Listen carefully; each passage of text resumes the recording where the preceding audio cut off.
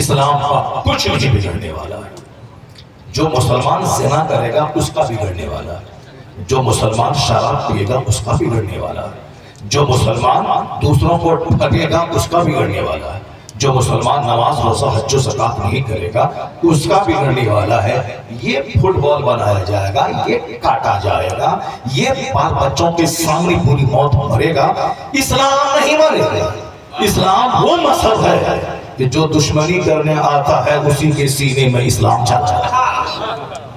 یہ تو بالکل گرہ باندھ کے آپ رکھ لیجئے کہ اسلام کو کوئی خطرہ کبھی نہیں تھا، نہ آج ہے نہ قیامت تک رہے گا۔ ہے نور خدا کفر کی حرکت پہ خندزن، پھونکوں سے چراغ بجھایا جائے۔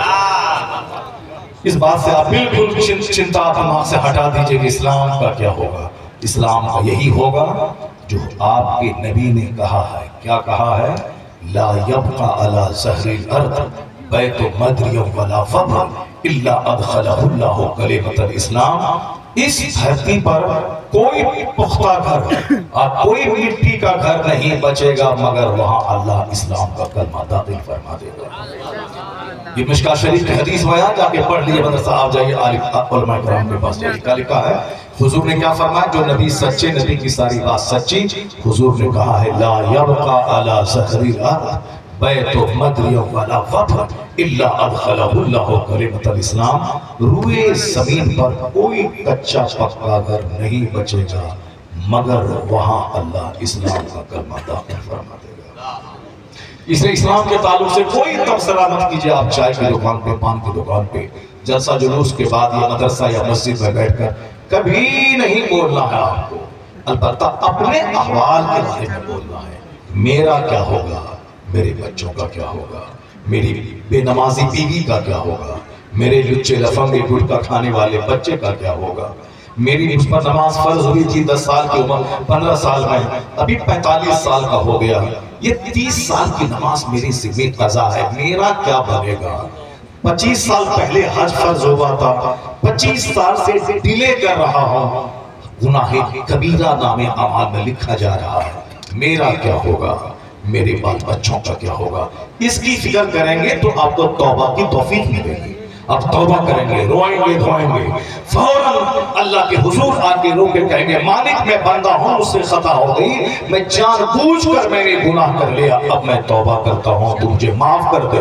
اب میں قسم کھاتا ہوں کہ نماز نہیں چھوڑوں گا، اب میں قسم کھاتا ہوں کہ جھوٹ نہیں بولوں گا، اب میں قسم کھاتا ہوں کہ میں زنا شراب کے قریب نہیں جاؤں گا۔ توبہ کم میں ہوگی، آپ کی توبہ کی برکت سے فلسطین میں لگی ہوئی آگ اللہ بجھا دے گا۔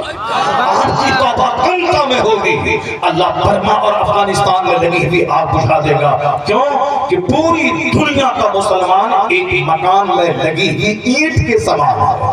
ایک اینٹ کمزور ہوتی ہے، سارا مکان کمزور ہو جاتا ہے۔ ہر اینٹ دوسری اینٹ کو طاقت پہنچاتی ہے، تو دنیا کا سارا مسلمان ایک جسم کی طرح ہے۔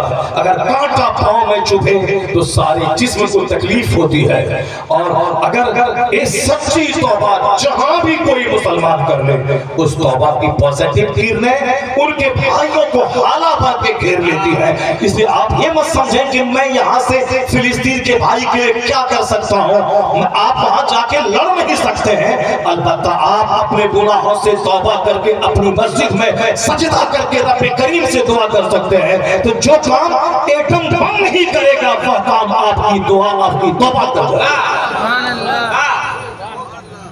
وہ کام آپ کی توبہ کر لے گی، وہ کام توبہ سے ہو جائے گا۔ ذرا غور سے سنیے، بات چھڑ گئی ہے تو میں اس کو مکمل کر لوں، پھر اس کے بعد میں لوٹتا ہوں۔ عورتوں کی ذمہ داری بہت لیمیٹیڈ ہے، بہت محدود ہے، بہت محدود ہے اس کی ذمہ داری، چونکہ اس کو مہر کی رقم نہیں دینا، اس کو روزی روٹی کی تلاش نہیں کرے، بس صرف 4 کام عورتوں کو کر لینا ہے، صرف 4 کام۔ مرد کو 4000 ڈیوٹی ہے اس کی، اس کو روزی روٹی کمانا ہے، اس کو پڑھائی لکھائی کرنا ہے، مدرسے میں پڑھانا ہے، مسجد میں امامت کرنی ہے۔ عورتیں چاہے مفتیہ کیوں نہیں بن جائے، وہ امامت نہیں کریں گے، عورتوں کی امامت مکروہ ہے، وہ امام نہیں بنے گی۔ امام تو آگے ہوتی ہے نا، اگر عورت امام بننے لگے، یہ ہم لوگ جو 50 گھنٹے چیخ چلا کے لوگوں سے کہتے ہیں نماز پڑھو، نماز چھوڑنا حرام ہے، نماز چھوڑنا بڑا گناہ ہے، نماز چھوڑنے سے چہرے کا نور ختم ہوگا، روزی سے برکت ختم ہوگی، نماز چھوڑنے سے اولاد حقدار ہو جائے گی، نماز چھوڑنے سے 10 گھنٹے سونے کے بعد بھی نیند سے برکت ختم ہو جائے گی، 1 کروڑ کمانے کے بعد بھی بھکاری رہو گے، روزی سے اللہ برکت ختم کر دے گا۔ یہ جو ہم لوگ چیختے چلاتے ہیں، حدیث بیان کرتے ہیں، اس کے باوجود مسجد میں نمازی نہیں پڑھتے ہیں۔ جس دن عورت اگر امام بنا لیا جائے تو سب سے آگے وہ نماز پڑھائے گی، بغیر تقریر کے مسجد میں رہنے کی جگہ نہیں ملے گی، بغیر تقریر کے مسجدیں بھر جائیں گی، بغیر تقریر کے مسجد میں ایک جماعت ڈھونڈیں گے، ایک